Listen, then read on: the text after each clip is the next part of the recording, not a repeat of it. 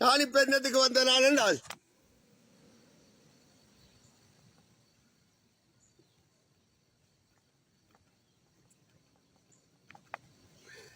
என்னத்துக்கு வந்த நான் என்றால் அதாவது தமிழில்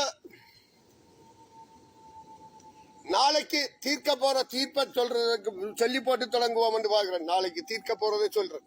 அதாவது 2009 மே 18 தமிழீழ விடுதலை புலிகள் மௌனிக்கப்பட்ட போராட்டத்தை அழிச்சு சர்வதேசம் தங்கட கண்மூக்கு தெரியாமல்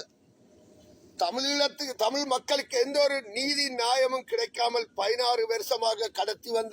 காலங்கடத்தி வந்ததுக்கு உதவின நாடு கடந்த தமிழீழம், புலம்பெயர்ந்த தமிழர், புலம்பெயர்ந்த அமைப்புகள், புலம்பெயர்ந்த அரசியல்வாதிகள் முழு பேரும் பதில் சொல்ல வேண்டும் என்றதை